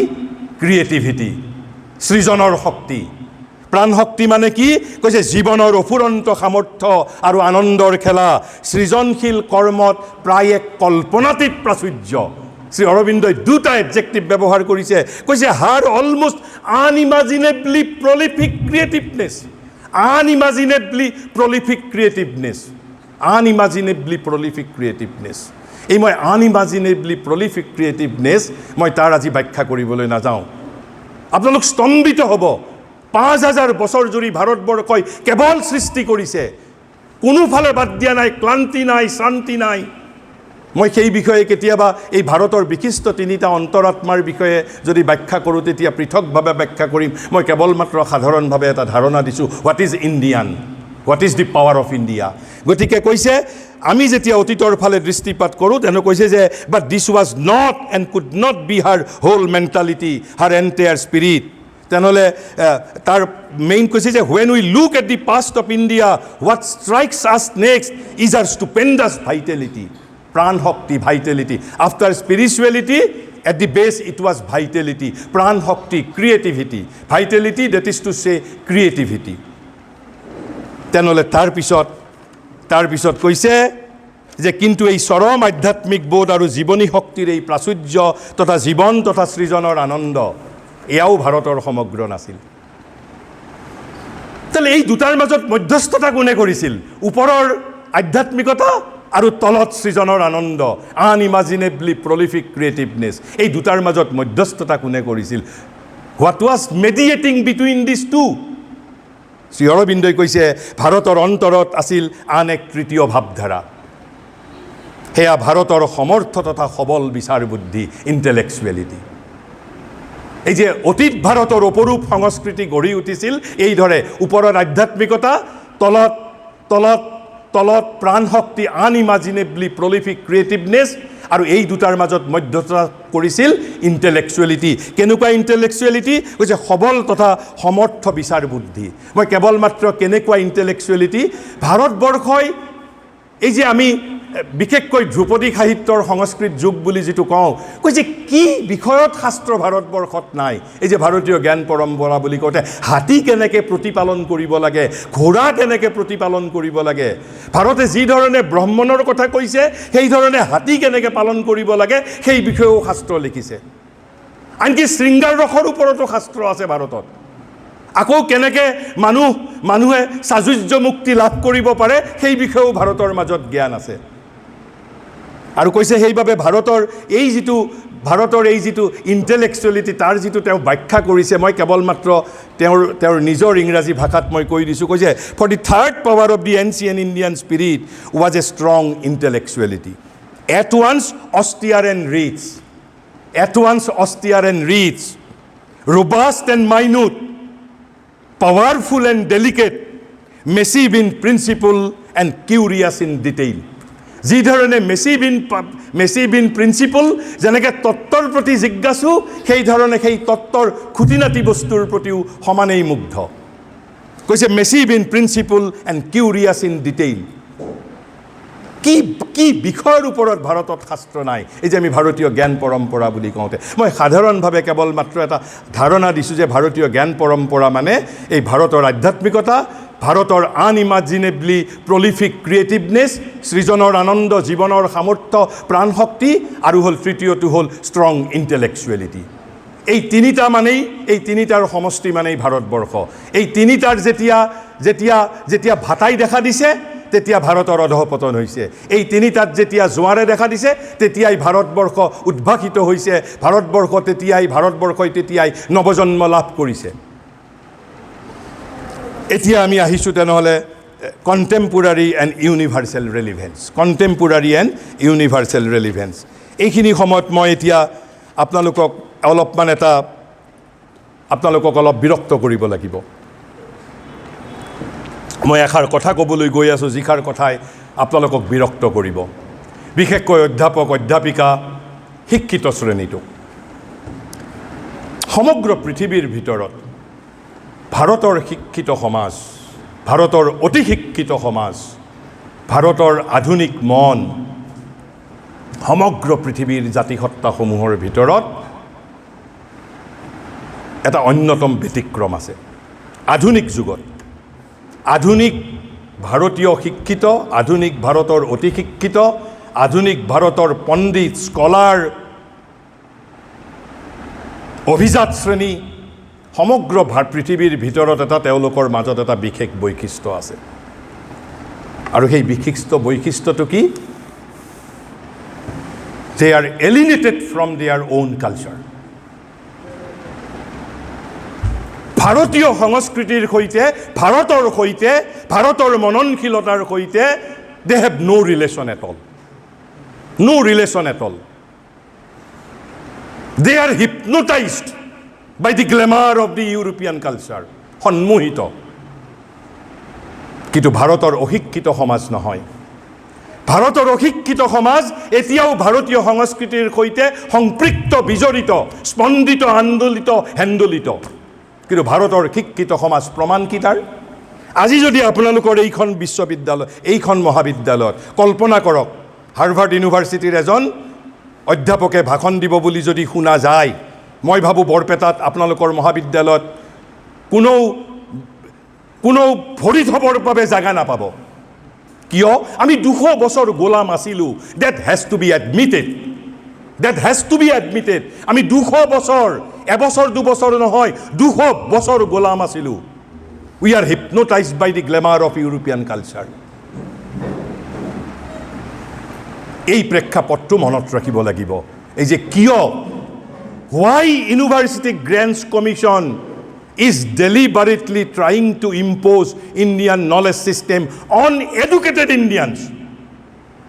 ভাৰতবৰ্ষই ভাৰতৰ জ্ঞান পৰম্পৰাত অশিক্ষিত সমাজৰ মাজত লৈ যাবলৈ প্ৰয়াস কৰা নাই আপোনালোকক নকলেও বিশ্ববিদ্যালয় অনুদান আয়োগ is convinced that our educated Indians, our enlightened Indians, our scholars are alienated from our own knowledge system. পৃথিৱীৰ আন কোনো জাতি সত্তাৰ ক্ষেত্ৰত এই কথা প্ৰযোজ্য নহয় কেৱল ভাৰতবৰ্ষৰ ক্ষেত্ৰত কিন্তু তাৰ ঐতিহাসিক কাৰণ কি তাৰোতো কিবা এটা ঐতিহাসিক কাৰণ থাকিব লাগিব কিয় ভাৰতৰ শিক্ষিত সমাজ ভাৰতীয় সংস্কৃতিৰ পৰা বিচ্ছিন্ন হৈ গ'ল এটাতো কাৰণ থাকিব লাগিব তাৰ ঐতিহাসিক মই যেতিয়া উচ্চতৰ মাধ্যমিকৰ দ্বিতীয় বৰ্ষৰ ছাত্ৰ আছিলোঁ মই ৰামস্বৰূপ নামৰ in my opinion he is perhaps the living sage of post independent India স্বৰাজোত্তৰ ভাৰতবৰ্ষৰ একমাত্ৰ জীৱন্ত তেওঁ ঋষি বুলি মই ভাবো তেওঁৰ কিতাপ পঢ়িছিলোঁ তাত এটা আৰ্টিকল আছিল 1984 চনত ইণ্ডিয়ান এক্সপ্ৰেছত প্ৰকাশিত হৈছিল the cultural self alienation among Hindus and some remedial measures তাত তেওঁ পৰিস্থিতিটো ব্যাখ্যা কৰিছে কিয় ভাৰতৰ শিক্ষিত সমাজ ভাৰতীয় সংস্কৃতিৰ পৰা বিচ্ছিন্ন কিয় তাৰ এটা কাৰণ থাকিব লাগিব কৈছে when two cultures meet on unequal military terms কৈছে যেতিয়া দুটা জাতি অসমান সামৰিক শক্তিৰ সৈতে মুখামুখি হয় তেতিয়া কি হয় তেতিয়া কৈছে কি as the Hindu culture met the West and earlier met Islam অৰ্থাৎ হিন্দু সংস্কৃতিয়ে এটা সময়ত পাশ্চাত্যৰ সৈতে মুখামুখি হৈছিল আৰু তাৰ আগত ইছলামিক শক্তিৰ সৈতে মুখামুখি হৈছিল এই দুটা শক্তিৰ সৈতে কিন্তু ভাৰতৰ সামৰিক শক্তি বহুত কম আছিল কৈছে দুটা সামৰিক শক্তিয়ে যেতিয়া অসমান শক্তি দুটাৰ মাজৰ শক্তি সমান নহয় কৈছে যেতিয়া সন্মুখীন হয় কৈছে it gives rise to great problems of self identity for the defeated party যিটো শক্তি পৰাজিত হয় তাৰ বাবে অস্তিত্বৰ আত্মপৰিচয়ৰ অস্তিত্বৰ সংকটে দেখা দিয়ে আৰু কৈছে when India finally realized that she had lost in the military as well as diplomatic contest আমি ইছলামৰ লগত 500 বছৰ after heroic resistance of 500 years from 700 AD to 1200 AD 500 বছৰৰ কোনোবাই যদি কয় যে ভাৰতবৰ্ষই heroic resistance দিব পৰা নাছিল it was a falsehood ভাৰতবৰ্ষই ইছলামিক আক্ৰমণৰ বিৰুদ্ধে অৰ্ধ সহস্ৰ বছৰ 500 বছৰ জুৰি যুঁজিছে প্ৰতিহত কৰিছে আৰু কেৱল মাত্ৰ আহি 500 বছৰৰ পিছতহে ভাৰত পৰাস্ত হৈছে আৰু তাৰ পিছত 1600 শতিকা 1700 শতিকাত আমি ব্ৰিটিছৰ দ্বাৰা অধীন হলো আৰু দুয়োটা শক্তিৰ হাতত আমি সামৰিকভাৱে আৰু কূটনৈতিকভাৱে পৰাজিত হলো and that the British were supreme আৰু আমাৰ সন্মুখত শিক্ষিত সমাজৰ মাজত কি প্ৰতীয়মান হল যে আমাতকৈ British supreme and she was overwhelmed অভিভূত হৈ গল Bharatvarsha and filled with a deep sense of inferiority কিন্তু অশিক্ষিত সমাজে নাজানে এইবোৰ কোন with a filled with a deep sense of inferiority কাৰ হৈছিল শিক্ষিত সমাজৰ কোন অভাৰৱেলমড হৈছিল কাৰণ এই যে মই ভাৰতৰ দ্বিতীয় যেটো শক্তি কৈছো প্ৰাণ শক্তি মই এনেই কোৱা নাই তাৰ এটা প্ৰসংগ আছে কাৰণ তেতিয়া আমাৰ অধঃপতনৰ সময় এই যে আমাৰ আনইমাজিনেবলি প্ৰলিফিক ক্ৰিয়েটিভনেছ আমাৰ তেতিয়া নাছিল এই যে 1200 খ্ৰীষ্টাব্দৰ পৰা মোটামুটি বিগত 1000 বছৰ ভাৰতক যদি ৰক্ষা কৰিছে শ্ৰী অৰবিন্দই হেয়া ভাৰত প্ৰতিভাৰ অন্তিম দীপ্তি বুলি কৈছে আমাৰ বৈষ্ণৱ ধৰ্ম আন্দোলনে যদি বিগত 1000 বছৰত বৈষ্ণৱ ধৰ্ম আন্দোলনে ভাৰতবৰ্ষত দেখা নিদিলেহেঁতেন ভাৰত 1200 খ্ৰীষ্টাব্দতেই মৰি জহ যায় বিধ্বস্ত হ'লহেঁতেন এই যে বৈষ্ণৱ ধৰ্ম আন্দোলন আৰু উত্তৰ কালৰ বৈষ্ণৱ সাধনা যাক অসমত আমি নৱবৈষ্ণৱ ধৰ্ম বুলি কওঁ শ্ৰী অৰবিন্দই কৈছে এই উত্তৰ কালৰ বৈষ্ণৱ সাধনা ভাৰত প্ৰতিভাৰ অন্তিম দীপ্তি বুলি কৈছে তাৰ পিছতেই আধুনিক যুগে দেখা দিছে এই 1000 বছৰত যদি বৈষ্ণৱ ধৰ্ম আন্দোলন ভাৰতবৰ্ষত যদি প্ৰাদুৰ্ভাৱ নহলহেঁতেন ভাৰত 1200 খ্ৰীষ্টাব্দতেই মৰি জহি বিধ্বস্ত হৈ গ'লহেঁতেন গতিকে আমাৰ ভাৰতীয়সকল তেতিয়া ডিপ সেন্স অফ ইনফেৰিয়ৰিটি তেতিয়া শ্ৰী ৰামস্বৰূপে লিখিছে তেতিয়া কি হয় কৈছে under such circumstances as it usually happens other non-military forces came into play different people sought psychological rehabilitation in different ways some retired into their cell and became apathetic a majority made the situation by self-repudiation and wholesale imitation self-repudiation মানে নিজক অস্বীকাৰ কৰিলে কৈছে they disowned their nationhood and their culture and adopted the ways and attitudes of the victors whom they regarded as their superiors they saved their self-respect through self-alienation গতিকে আমি নিজক অস্বীকাৰ কৰি আত্মসন্মান ৰক্ষা কৰিছিলো আৰু কৈছে যে এই যেটো পলিটিক্স অফ self-alienation কৈছে যে এই কৈছে যে হেকত কৈছে fed by many sources আধুনিক সময়ত কৈছে fed by many sources it became increasingly more powerful and today it seems to dominate কৈছে এই যে এলিনেশন সাংস্কৃতিক বিচ্ছিন্ন সাংস্কৃতিকভাৱে ভাৰতৰ শিক্ষিত সমাজ কৈছে সকলো সমাজ কৈছে all strata of this society was affected but কিন্তু তেওঁ কৈছে বাট পাৰ্টিকুলাৰলি দি ইন্টেলেকচুৱেল ইলাইটস আৰু তাৰ পৰিণতি স্বৰূপ কৈছে বৰ্তমান সময়ত বিভিন্ন উৎসৰ দ্বাৰা তাক প্ৰতিপালন কৰা হৈছে ফেড বাই মেনি সোৰ্সেছ আৰু এই যেটো cultural self alienation is today dominating our intellectual elites and that is why this is the first relevance from our point of view আমি কি কৰিব বিচাৰো we want to reconnect our intellectual elites with the roots who are alienated culturally এয়া আমাৰ গোপন উদ্দেশ্য hidden agenda ভাৰতৰ শিক্ষিতসকলক অতি শিক্ষিতসকলক ভাৰতৰ অভিজাত শ্ৰেণীটোক ভাৰতীয় সংস্কৃতিৰ লগত বিজড়িত কৰিব বিচাৰিছো সেইভাবে বিশ্ববিদ্যালয় অনুদান আয়োগে শিক্ষিতসকলৰ মাজতে ভাৰতীয় জ্ঞান পৰম্পৰাৰ চৰ্চা হোৱাটো বিচাৰিছে অশিক্ষিতসকলৰ মাজত নহয় কাৰণ India has already convinced India is now convinced যে her intellectual elites are alienated culturally from her own culture গতিকে আমাৰ প্ৰথমটো যেটো আমাৰ কাৰণ যদি আমাক যদি কোনোবাই সোধে তেনেহলে আমি কম যে কিয় আমি ভাৰতীয় সংস্কৃতি আমি কিয় ভাৰতীয় জ্ঞান পৰম্পৰাৰ প্ৰাসংগিকতা কি মই প্ৰথম এটা শংকৰদেৱ মাধৱদেৱ আমাৰ বৈষ্ণৱ কবিসকলে যেটো ভাৰত বৰ্ণনা গাইছিল তাৰ পাঠোদ্ধাৰ কৰাটো আমাৰ এটা সমসাময়িক প্ৰাসংগিকতা দ্বিতীয় প্ৰাসংগিকতা হ'ল মই সেই বিষয়ে আৰু অলপ কৈ লওঁ যে তাৰ আগতে আৰু দ্বিতীয়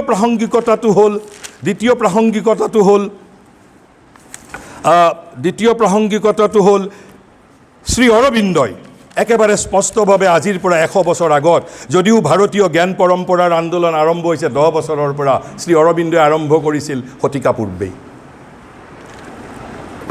তেওঁৰ ভাৰতীয় সংস্কৃতিৰ ভিত্তি গ্ৰন্থত লিখিছিল একেবাৰে স্পষ্টভাৱে লিখিছে কৈছে the modern world is still mainly European আধুনিক বিশ্ব মানে আমি কাক বুঝো আধুনিক বিশ্ব মানে ইউৰোপীয় বিশ্ব একেবাৰে অবিসংবাদিতভাৱে নিসন্দিগ্ধভাৱে কৈ কৈছে the modern world is still mainly European a world dominated by the European mind and western civilisation তাৰপিছত তেওঁ কৈছে we claim to set right this undue preponderance, আমি এই অযথা গুৰুত্ব নোহোৱা কৰিব বিচাৰিছোঁ। It is our hidden agenda, hidden আৰু প্ৰকাশ্য উদ্দেশ্য। কৈছে we claim to set right this undue preponderance, why to reassert the Asiatic, to reassert the Asiatic and for ourselves the Indian mind and to preserve and develop the great values of Asiatic and of Indian civilization. কিন্তু তাৰ পিছত তেওঁ কৈছে but the Asiatic or the Indian mind can only assert itself successfully. আমি কেতিয়া পাৰিম? কৈছে তাৰ আগত তেওঁ কিছুমান আধুনিক বিশ্বৰ সমস্যাৰ কথা আলোচনা কৰিছে। কৈছে by meeting these problems, সমগ্ৰ পৃথিৱীৰ মানুহে যিবোৰ সমস্যাৰ দ্বাৰা আজি আক্ৰান্ত হৈছে, দিছ ইজ ইউনিভাৰ্চেল ৰেলিভেন্স। পৃথিৱীৰ মানুহে একেবাৰে ফ্ৰম ৰিলেশ্যনশ্বিপ ক্ৰাইচিছৰ পৰা আৰম্ভ কৰি আজি পৃথিৱীৰ মানুহে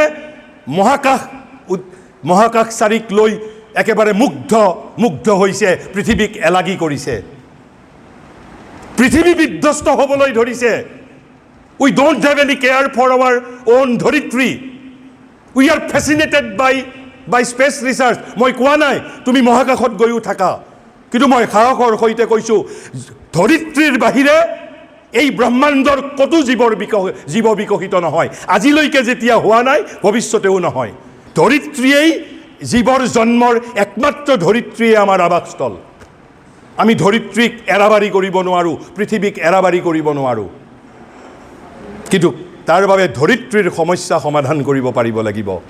কৈছে যদি ভাৰতবৰ্ষই নিজৰ জ্ঞান পৰম্পৰাক পৃথিৱীৰ মাজত উপস্থাপিত কৰিব বিচাৰে, তেনেহ'লে ভাৰতীয় জ্ঞান পৰম্পৰাই পৃথিৱীৰ প্ৰতিটো সমস্যাৰ সমাধান কৰিব পাৰিব লাগিব, প্ৰতিটো সমস্যাৰ সন্মুখীন হ'ব পাৰিব লাগিব। কৈছে but the Asiatic or the Indian mind can assert itself successfully by meeting these problems and by giving them a solution which will justify its own ideals and spirit.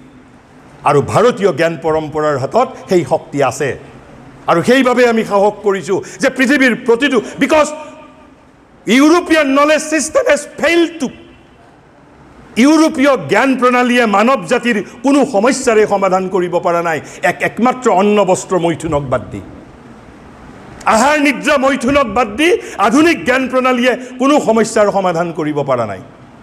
আৰু সেইবাবে আমি কৈছোঁ ইউৰোপীয় জ্ঞান প্ৰণালীৰ এই অযথা গুৰুত্ব আমি নোহোৱা কৰিব বিচাৰিছোঁ। This is the contemporary relevance of Indian knowledge system.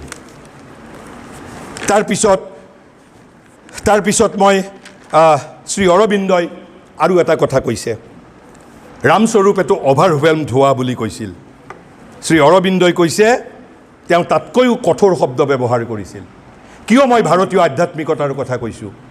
যে আমি যদি ভাৰতীয় জ্ঞান পৰম্পৰাক প্ৰতিষ্ঠিত কৰিব বিচাৰিছোঁ, কৈছে সেই সময়ত তেওঁ এতিয়া যিটো কথা লিখিছিলে, এইখিনি কথা মই য'ৰ পৰা উদ্ধৃত কৰিছোঁ এই ভাৰতীয় সংস্কৃতিৰ ভিত্তিখনৰ পৰাই, তেওঁ সেইখিনি কথা বিগত শতিকাৰ দ্বিতীয় দশকত লিখিছিল। তাৰ এটা কাৰণ আছে, মই কিয় সময়ৰ কথাটো কৈছোঁ। তেওঁ কৈছে why are a certain class of Indians still hypnotised বুলি কৈছে, ষ্টিল হিপনোটাইজড, তেওঁ অভাৰৱেলম বুলিও কোৱা নাই, still hypnotised in all fields by European culture, and why are we all still hypnotised by it in the field of politics. এটা কথা ইয়াত আমাৰ ৰাজনৈতিক কৰ্মী মোৰ বন্ধু তনিল দাস আছে, মই সাহসৰ সৈতে আৰু এটা কথা কৈছোঁ, ভাৰতীয় ৰাজনীতিত ভাৰতীয়ত্বৰ লেখমাত্ৰও বিৰাজমান নাই। 2025 চনৰ 25 মাৰ্চলৈকে ভাৰতীয় ৰাজনীতিত যদি ভাৰতীয় দৰ্শনৰ প্ৰতিফলন ঘটিছিল একমাত্ৰ স্বদেশী আন্দোলনৰ সময়ত, আৰু সেইবাবে স্বদেশী আন্দোলন বিজয়ী হৈছিল। আপোনালোকে ক'ব কেনেকৈ বিজয়ী হৈছিল? মই এটা প্ৰমাণ দিছোঁ। 1947 চনত ব্ৰিটিছ দুৰ্বল আছিল, ভাৰত যথেষ্ট শক্তি আছিল। ব্ৰিটিছে তেতিয়াতো ভাৰতক স্বাধীনতা দিবলৈ আচলতে উদ্বিগ্ন হৈ আছিল, এটা কোনো ৰকম ফেচ ছেভিং ফৰ্মুলাৰ দ্বাৰা, কাৰণ ব্ৰিটিছে আৰু নোৱাৰা হৈ গৈছে যুদ্ধত পৰাজিত হৈ যোৱাৰ দ্বিতীয় মহাযুদ্ধৰ পিছত, আৰু ইণ্টাৰনেশ্যনেল প্ৰেছাৰ, ব্ৰিটিছে কোনো ৰকম ভাৰত এৰিব পাৰিলে শান্তি পায়। কিন্তু সেই সময়ত ব্ৰিটিছে ভাৰত দ্বিখণ্ডিত কৰি গ'ল। উই কুড নট প্ৰিভেণ্ট। কিয় প্ৰিভেণ্ট কৰিব নোৱাৰিলোঁ? কাৰণ সেই সময়ত ভাৰতীয় ৰাজনীতিত ভাৰতীয়ত্বৰ লেখ মাত্ৰও নাছিল। কিন্তু স্বদেশী আন্দোলনৰ সময়ত 1905 চনত মাইটি ব্ৰিটিছ 1905 চনৰ মাইটি ব্ৰিটিছে ভাৰত বিভাজন কৰিছিল, বংগ বিভাজন কৰিছিল। 11 চনত মাইটি ব্ৰিটিছ ৱেৰ কম্পেল, ব্ৰিটিছ বাধ্য হৈছিল আৰু সেই খঙতে ৰাজধানী কলিকতাৰ পৰা দিল্লীলৈ স্থানান্তৰিত কৰিছিল। হোৱাই?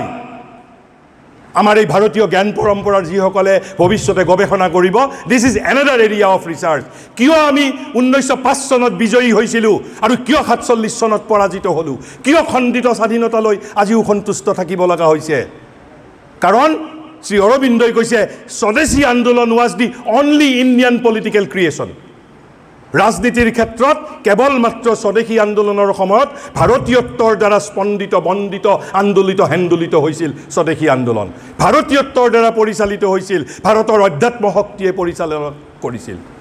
আৰু সেইবাবে শ্ৰী অৰবিন্দই 1911 চনত তেওঁ এটা সাহসী এটা উক্তি কৰি থৈ গৈছিল। কি কৈছিল জানে?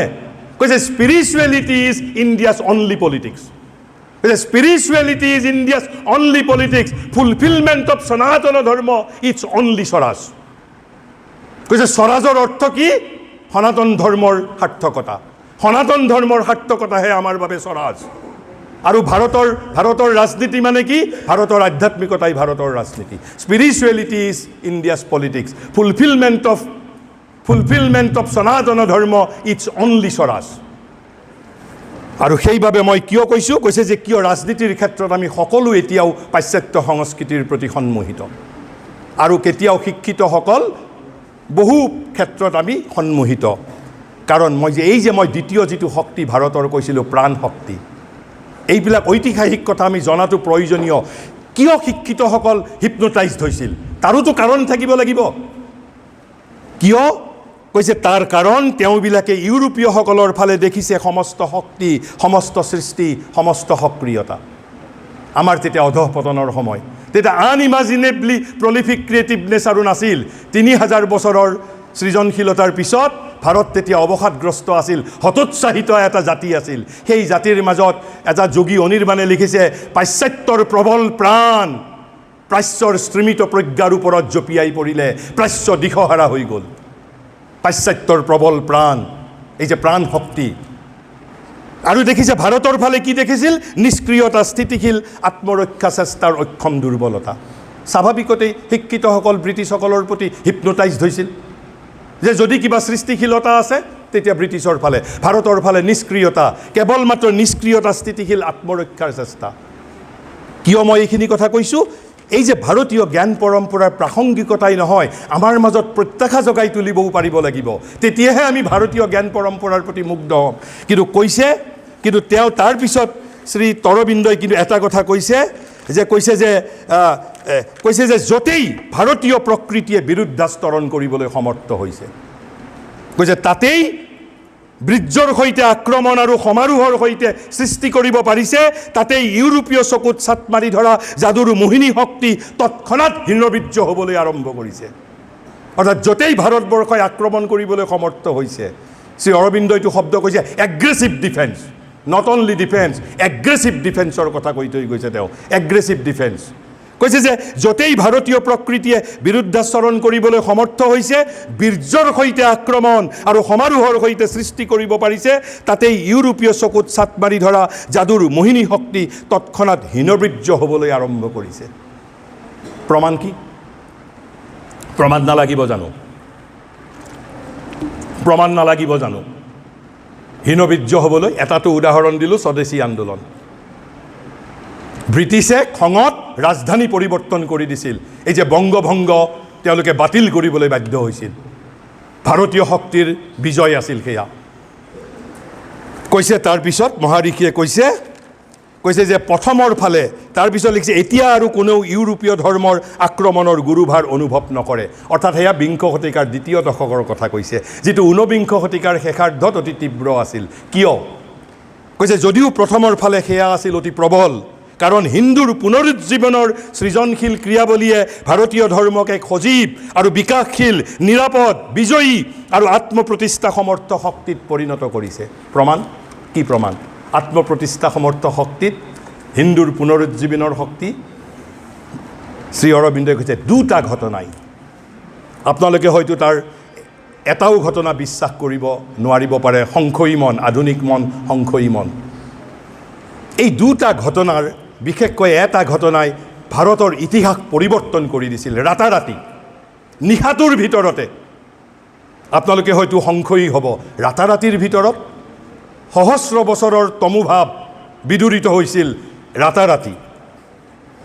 ৰাতাৰাতি যদি কাৰোবাৰ সংশয় আছে সেই সময়ৰ বাতৰি কাকত এতিয়াও ভাৰতবৰ্ষত সংৰক্ষিত হৈ আছে যদি গৱেষণা কৰে আপোনালোকে তাৰ প্ৰমাণ পাব কৈছে দুটা ঘটনাই এই কাৰ্যত নিজ নিজ প্ৰচন্ন শক্তিৰ চিহ্ন ৰাখি থৈ গৈছে কি প্ৰচন্ন শক্তি কৈছে বীৰ্যৰ সৈতে আক্ৰমণ আৰু সমাৰোহৰ সৈতে সৃষ্টি কৰিব পাৰিছে হিন্দুৰ পুনৰুজ্জীৱনৰ শক্তি সৃজনশীল ক্ৰিয়াৱলীয়ে ভাৰতীয় ধৰ্মক সজীৱ বিকাশশীল কৰি তুলিছে কোন দুটা কথা কৈছে এটা হ'ল থিঅ'চফিকেল ছ'চাইটিৰ আন্দোলন যদিও থিঅ'চফিকেল ছ'চাইটিৰ আন্দোলন পিছত ব্যৰ্থতালৈ পৰ্যৱসিত হৈছিল আমি সেই বিষয়ে মই এতিয়া ব্যাখ্যা কৰিবলৈ নাযাওঁ কিন্তু প্ৰথমটো কাৰণ কৈছে থিঅ'চফিকেল ছ'চাইটিৰ আন্দোলন আৰু দ্বিতীয়টো কৈছে চিকাগো ধৰ্ম মহাসভাত স্বামী বিবেকানন্দৰ আত্মপ্ৰকাশ 1893 চনৰ 11 ছেপ্টেম্বৰৰ 12 ছেপ্টেম্বৰৰ পৰা ভাৰতৰ ইতিহাস পৰিৱৰ্তন হৈছিল আমি আজি আৰু কল্পনা কৰিব নোৱাৰোঁ কাৰণ আমি সোণৰ চামুচ লৈ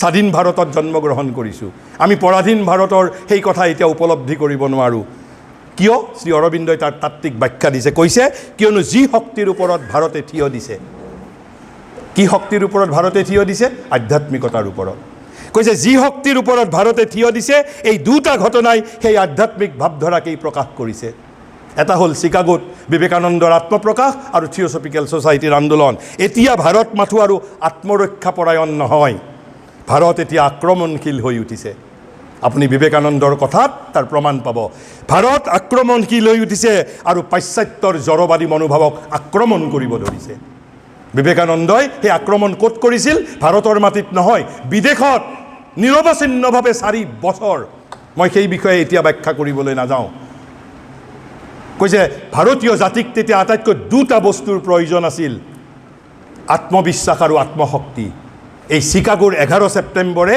এই দুটা বস্তু ভাৰতীয় জাতিক দিছিল ৰাতাৰাতিৰ ভিতৰত ভাৰতীয় জাতি পুনৰুজ্জীৱিত হৈছিল যদি কাৰোবাৰ সংশয় আছে সেই সময়ৰ বাতৰি কাকত পঢ়িলে জানিব পাৰিব গতিকে মই সেই দুটা কথা মই এইভাৱেই ক'লোঁ আৰু তাৰপিছত মই খুব সংক্ষিপ্তভাৱে মই শেষ কৰিবলৈ লৈছোঁ মই তেনেহ'লে ভাৰতীয় জাতীয়তাবাদৰ লক্ষ্য কি ভাৰতীয় জাতীয়তাবাদৰ লক্ষ্য কি আমি ভাৰতীয় জাতীয়তাবাদৰ বিষয়ে বহু কথা পাতিছোঁ কিন্তু মই নাজানো যে from Harvard to Cambridge to Oxford Delhi university Guwahati বিশ্ববিদ্যালয় ডিব্ৰুগড় বিশ্ববিদ্যালয় বা ইয়াতো ৰাজনীতি বিজ্ঞানৰ যিসকল অধ্যাপক অধ্যাপিকা আছে মই যদি সোধোঁ আপোনালোকক যে মিছন অফ নেশ্যনেলিজিম বুলি কেতিয়াবা কিবা বস্তু আপোনালোকে পঢ়াৰ সুযোগ পাইছে নেকি মিছন অফ নেশ্যনেলিজিম জাতীয়তাবাদৰ জীৱনব্ৰত আমাক নালাগিব জানো মিছন অফ নেশ্যনেলিজিম আমি কিয় নেশ্যনেলিষ্ট হ'ম there has to be a mission যেনেকৈ মোৰ জীৱনৰ এটা মিছন আছে তেনেকৈ জাতীয়তাবাদৰো এটা মিছন থাকিব লাগিব আৰু কিয় ভাৰতীয় জাতীয়তাবাদ সমগ্ৰ পৃথিৱীৰকৈ পৃথক কিয় জাৰ্মান জাতীয়তাবাদৰ লগত অসমীয়া জাতীয়তাবাদৰ লগত গুজৰাটী জাতীয়তাবাদৰ লগত বাংলা জাতীয়তাবাদীৰ লগত তামিল জাতীয়তাবাদৰ লগত জাৰ্মান জাতীয়তাবাদৰ লগত আমি ভাৰতীয় জাতীয়তাবাদ কিয় পৃথক শ্ৰী অৰবিন্দই মিছন অফ নেশ্যনেলিজিম ভাৰতবৰ্ষৰ বাবে কি সেই মিছনো কৈ থৈ গৈছে আৰু তাৰ মাজতেই ইণ্ডিয়ান নলেজ ছিষ্টেমৰ কণ্টেম্পৰাৰী ৰেলিভেন্স আৰু ইউনিভাৰ্চেল ৰেলিভেন্স সোমাই আছে কি কৈছে যদি আমাক কোনোবাই সোধে হোৱাট ইজ নেশ্যনেলিজিম কি বুলি ক'ম আমি নেশ্যনেলিজিম মানে কি after all what is nationalism আমি জাতীয়তাবাদৰ দ্বাৰা কি কৰিব বিচাৰিছোঁ আমি কি হিটলাৰৰ দৰে এটা সামৰিক শক্তিলৈ নিজক ৰূপান্তৰিত কৰিব বিচাৰিছোঁ নেকি নে ডিজিটেল ইণ্ডিয়া মানে ভাৰতবৰ্ষ দিজ আৰ অল উপকৰণ these are all supports these are all instruments but what is the mission of nationalism ভাৰতীয় জাতীয়তাবাদৰ লক্ষ্য কি আৰু এই ভাৰতীয় জাতীয়তাবাদৰ মিছন যিটো শ্ৰী অৰবিন্দই কৈছে তাৰ মাজত ভাৰতীয় জ্ঞান পৰম্পৰাৰো মিছন আৰু ভাৰতীয় জ্ঞান পৰম্পৰা মানেনো কি সেই কথাও সন্নিৱিষ্ট হৈ আছে মাত্ৰ এষাৰি বাক্য কি কৈছে to recover Indian thought. Even political nationalism has to be capable of recovering Indian thought. ভাৰতীয় চিন্তাক যদি পুনৰুদ্ধাৰ কৰিব নোৱাৰে তেনেহ'লে আমাক সেই ৰাজনীতিও নালাগে কৈছে to recover Indian thought, Indian character, Indian perception, Indian energy, Indian greatness. কিন্তু কিয় উদ্ধাৰ কৰিম আমি এইবোৰ কিয় ভাৰতীয় চিন্তা ভাৰতৰ মহত্ব ভাৰতৰ শক্তি ভাৰতীয় বোধ ভাৰতৰ প্ৰকৃতি ভাৰতৰ চিন্তা কিয় পুনৰুদ্ধাৰ কৰিব লাগে তাৰোতো এটা ব্যাখ্যা লাগিব একেটা বাক্যতেই দিছে কৈছে and to solve the problems that perplex the world. তেলে ভাৰতীয় জীৱনব্ৰতৰ লক্ষ্য কি সমগ্ৰ পৃথিৱীৰ যিসমূহ সমস্যাই পৃথিৱীৰ মানুহক বিভ্ৰান্ত কৰি আছে এতিয়াও সেই সমস্যাবোৰৰ সমাধান কৰাহে ভাৰতীয় জাতীয়তাবাদৰ লক্ষ্য আমি চাকৰ সমগ্ৰ পৃথিৱীৰ আমি চাকৰ আমি পৃথিৱীৰ সমস্যা সমাধান কৰাৰ বাবে ভাৰতবৰ্ষৰ জন্ম হৈছে হিটলাৰ হ'বৰ বাবে জন্ম হোৱা নাই সোভিনিষ্ট হ'বৰ বাবে ভাৰতবৰ্ষৰ জন্ম হোৱা নাই ভাৰতীয় জাতীয়তাবাদৰ লক্ষ্য হ'ল আমি পৃথিৱীৰ প্ৰতিটো সমস্যাৰ সমাধান কৰিব পাৰিব লাগিব যিবোৰ সমস্যাই মানৱ জাতিক বিভ্ৰান্ত কৰি ৰাখিছে আৰু সেইবাবেই we have to recover Indian thought, Indian character, Indian perception, Indian energy, Indian greatness. But why? Why? কিয় আমি western knowledge system দি হেতু সম্ভৱ জানো নহয় ইউৰোপিয়ান knowledge system ৰ দ্বাৰা জানো সম্ভৱ নহয় কিয় ভাৰতীয় thought আমি পুনৰুদ্ধাৰ কৰিব লাগে কাৰণ কৈছে in an Indian spirit and from the Indian standpoint আমি পৃথিৱীৰ সমস্যা সমাধান কৰিব বিচাৰো in an Indian spirit and from Indian standpoint. Why? Because this is our স্বভাৱ and স্বধৰ্ম গীতাত কৈছে মানুহে কি ধৰণৰ কাম কৰিব লাগে which is my স্বভাৱ and which is my swadharma American সকলে আমেৰিকাৰ জ্ঞান প্ৰণালীৰ জৰিয়তে বিশ্ববাসীক কন্ট্ৰিবিউট কৰিব ইংৰাজে ইংৰাজ জ্ঞান প্ৰণালীৰ দ্বাৰা কৰিব কিন্তু ভাৰতীয় জাতিয়ে ইংৰাজ জ্ঞান প্ৰণালীৰ দ্বাৰা I can't contribute to world I have to solve in an Indian spirit and from Indian standpoint only. And কৈছে in our view is the mission of Indian nationalism. তার মানে এই যে ভারতীয় জ্ঞান পরম্পরার universal relevance কি India wants to solve all problems that perplex the modern humanity. And that is the sense of India becoming বিশ্বগুরু এই যে আমি কওঁ ভাৰতবৰ্ষ বিশ্বগুৰু হ'ব লাগিব this is the sense of becoming India becoming vishwaguru গুৰু মানে কি গুৰুৱে পথ প্ৰদৰ্শন কৰিব পাৰিব লাগিব আলোক দেখুৱাব পাৰিব লাগিব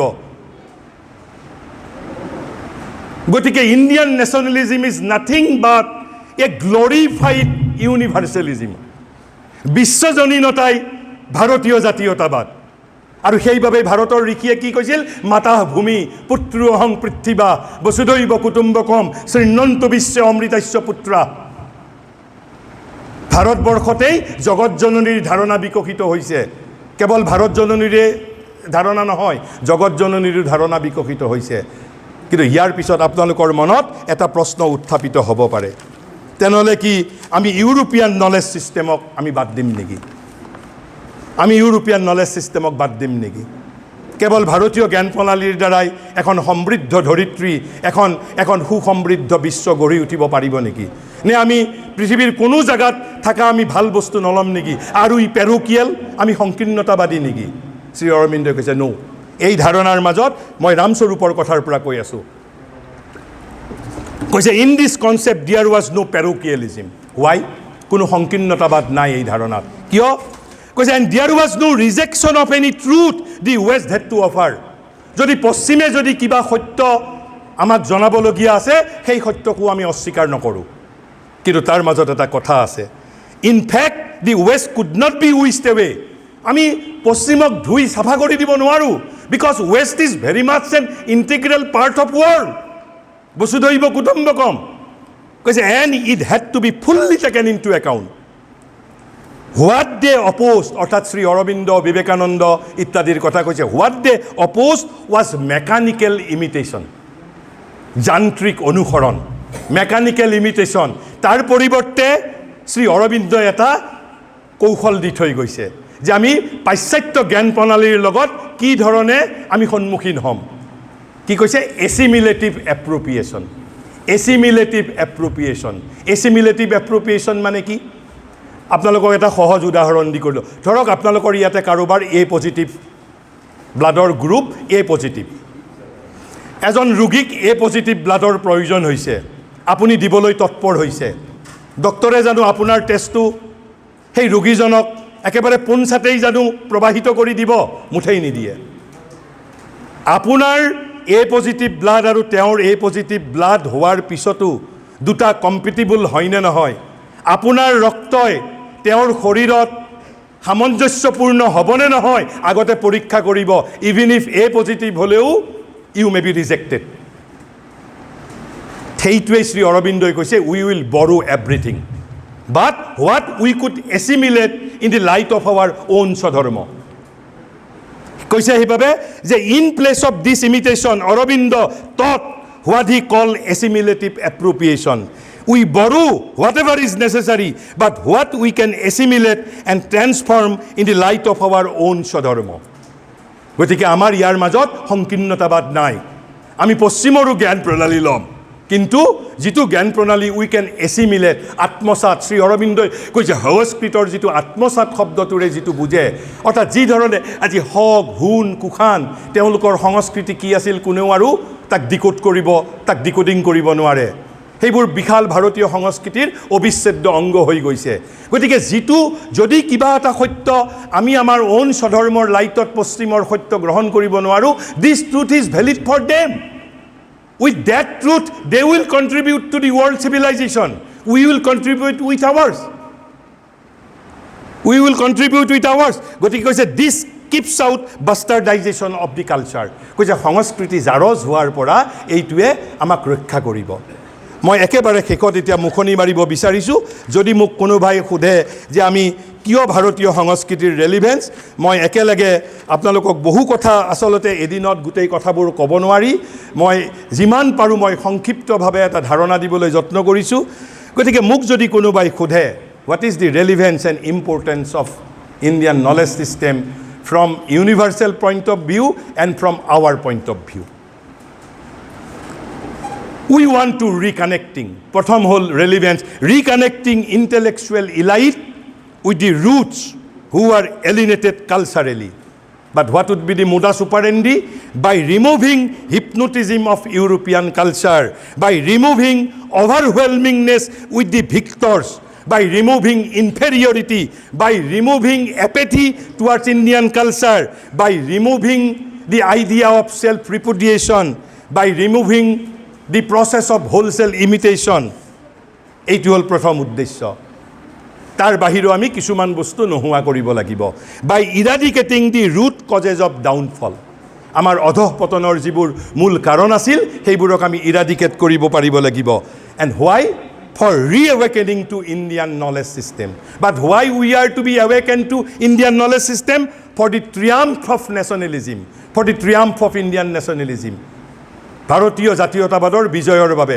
আৰু ভাৰতীয় জাতীয়তাবাদৰ বিজয় মানে কি মই ইতিমধ্যেই কৈছোঁ ভাৰতীয় চিন্তা ভাৰতীয় Indian thought Indian perception Indian greatness Indian energy has to be recovered why all this things has to be recovered because we want to solve all the problems that perplex the modern humanity we want to vishwaguru We want to solve all problems that are perplexing the modern humanity. This is the relevance from universal point of view. Karon Bharat wants to be Bishwaguru. Bharator prokrito destiny niyoti hol to become Bishwaguru. Aru Bishwaguru hoar ortho hol jogotor hokolu somosyar samadhan koribo paribo lagibo. For reasserting Indian values, not only for the triumph of Indian nationalism, for reasserting Indian values. Why? For our own survival. This is relevance from our point of view and for solving the problems that perplex the world. With these few words, let me conclude here. Thank you and namaskar to all.